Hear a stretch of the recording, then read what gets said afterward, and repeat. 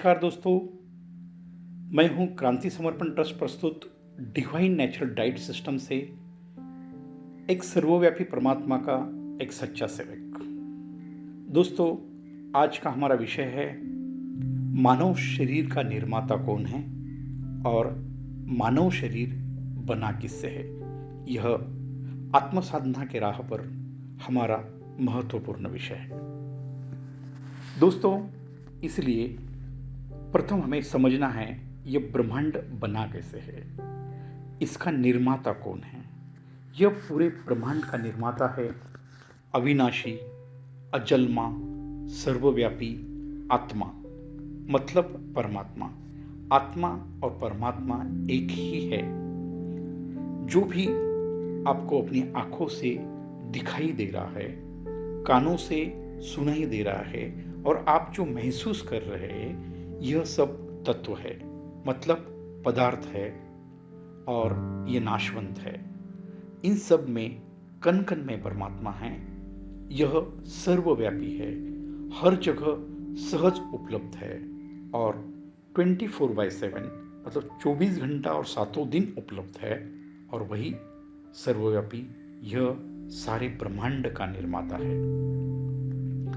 वह धर्म, जाति, लिंग, प्रांतवाद इसके पार है। वह सब में रमा हुआ है। उसके लिए सब समान है। वह कभी किसी से भेद नहीं करता। हमारे सबके शरीर में एक ही है। हर एक पेशी में कण कण में वही विराजमान है। हम सब एक ही है। हम सब यह सर्वव्यापी परमात्मा की संतान हैं। ये प्रथम सत्य आपको अच्छी तरह से समझ लीजिए। परमात्मा का ही संपूर्ण ब्रह्मांड को, मतलब हमें भी, इसका ही आधार है। यह सत्य आपको गहराई से मन में उतरने दो। दोस्तों, यदि मैं आपको हिंदू धर्म के मान्यता के आधार पर समझाने का प्रयास कर रहा हूं, सर्वव्यापी परमात्मा ने अनंत ब्रह्मांड बनाने का निर्णय लिया। इसलिए सर्वव्यापी परमात्मा का सबके लिए एक नियम है और वो नियम ब्रह्मांड के लिए भी लागू है। वह नियम है उत्पत्ति, स्थिति और प्रलय।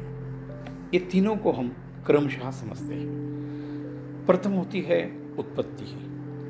यह उत्पत्ति ही तो माना जाता है परमात्मा ने ब्रह्मदेव का निर्माण किया और ब्रह्मांड के उत्पत्ति का कार्य उनके ऊपर सौंप दिया।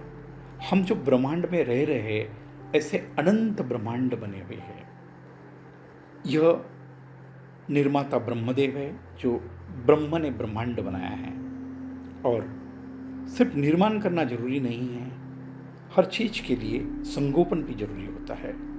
तो ये ब्रह्मांड का संगोपन करने हेतु दूसरी जिम्मेदारी हमारे परमात्मा ने विष्णु भगवान को सौंपी है, जिसको ब्रह्मांड का संगोपन करना है। इसे ही स्थिति बोलते हैं। स्थिति, इसको स्थिति कहते हैं, मतलब रुकना है। पहला निर्माण हो गया, सेकंड रुका, और जो निर्माण हुआ है, क्योंकि जो निर्माण हुआ है वो नाशवंत है, वो आज नहीं तो वो खत्म होगा, वो भी काम एक को करना पड़ेगा।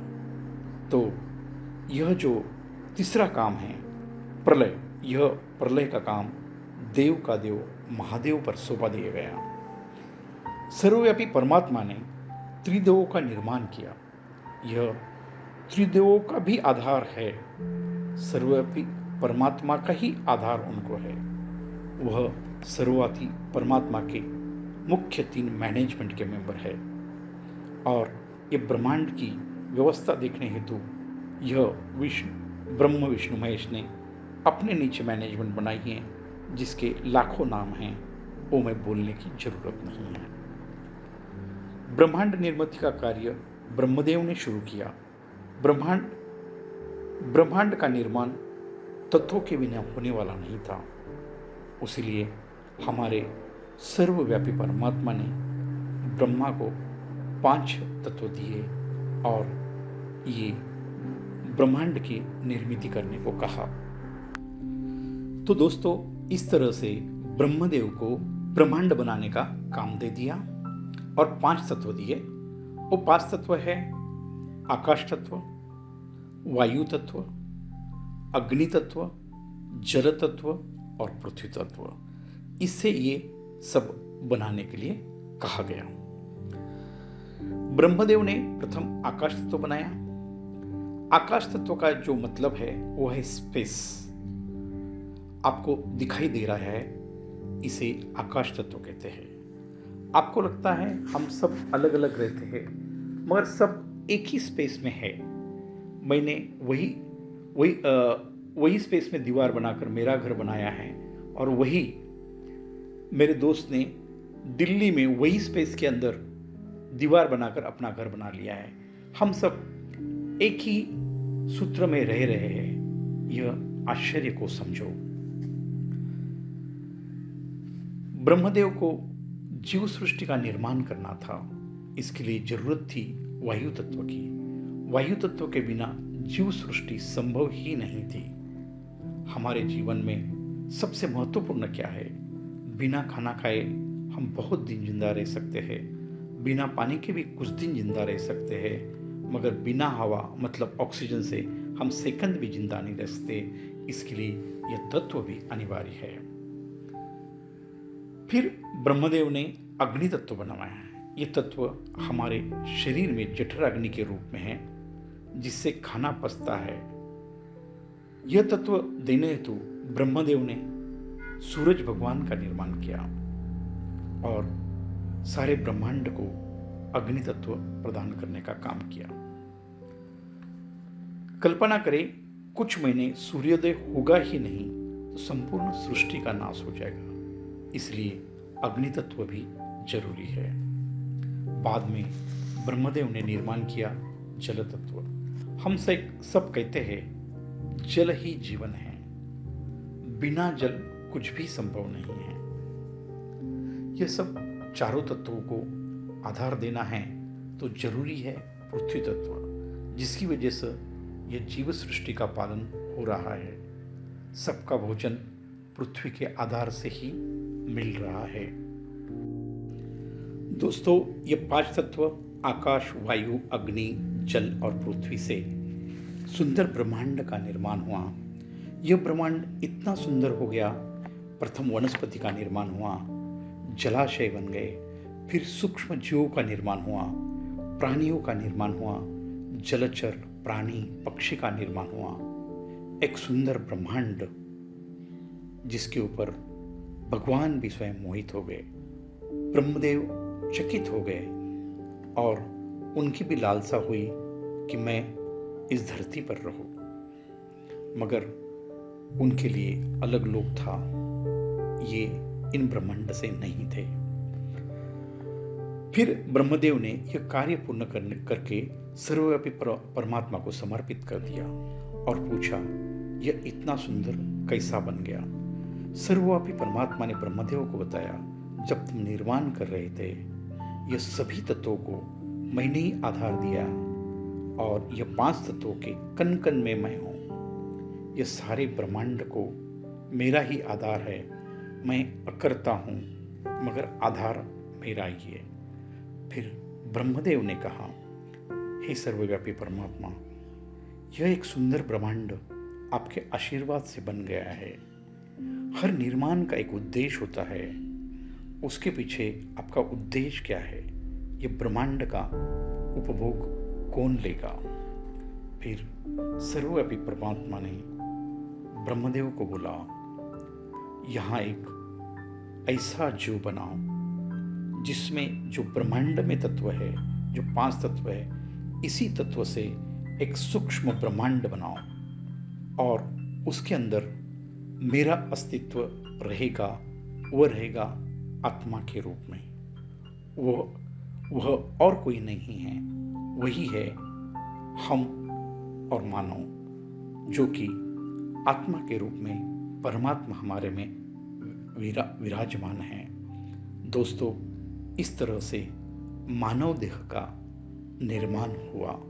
दोस्तों, आप जो ये आपका शरीर देख रहे हैं, यह शरीर एक छोटा ब्रह्मांड है जो 5 तत्वों से परमात्मा ने बना है। जब तक आप शरीर के निर्माण को नहीं समझेंगे, तब तक आप स्वयं को कैसे जानेंगे? प्रथम हमें अपने शरीर को समझना है और ये शरीर का निर्माता कौन है, ये दोनों लगभग हम समझ गए। शरीर की संक्षिप्त में व्याख्या करनी है तो ये शरीर क्या है? दोस्तों, शरीर मन, प्राण और आत्मा का संगम है और ये तत्वों के साथ शरीर में मुख्य 5 ज्ञानेंद्रिय है और 5 कर्मेंद्रिय है। समझते हमारे 5 ज्ञानेंद्रिय क्या है। हमारे 5 ज्ञानेंद्रिय जिससे हमें ज्ञान ग्रहण होता है वो है आँख, नाक, जीभ, कान और त्वचा। यह हमारे शरीर संचलन हेतु महत्वपूर्ण भूमिका निभाते हैं। और हमारे 5 कर्मेंद्रिय है, वो कर्मेंद्रिय है हाथ, पाँव, जनेंद्रिय, वाणी और गुदा। यह हमारे 5 कर्मेंद्रिय है।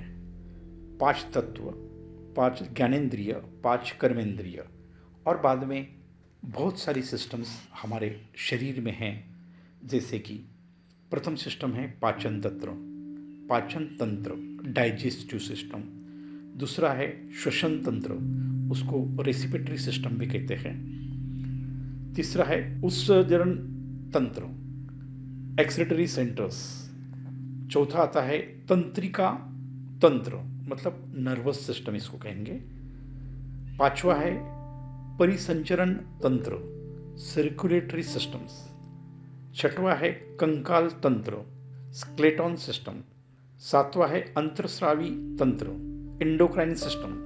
आठवां है प्रजनन तंत्र, रिप्रोडक्टिव सिस्टम। और 9वां है पेशी तंत्र, उसको मस्कुलर सिस्टम कहते हैं। दोस्तों, यह सब आप सब पढ़े लिखे हैं, आपने ये सारे चीज़ों के बारे में पढ़ा है और यह मेडिकल साइंस का क्षेत्र है और यह ज्ञान आपको आसानी से मिल सकता है। मगर मेरा मानना है ये सभी चीज़ का बेसिक ज्ञान हमें होना जरूरी है, ताकि हम शरीर के ऊपर का जो शरीर को हम जानने जा रहे हैं उसमें हमें सहयोग होगा। इसी तरह से आज हमने शरीर का निर्माता कौन है और शरीर का निर्माण कैसे हुआ यह जान लिया है। जिसको अपने आप को जानना है तो आपको आत्मसाधना के मार्ग का यह हमारा प्रथम वीडियो है। आपको ये वीडियो अच्छा लगता है तो आप सब्सक्राइब करें।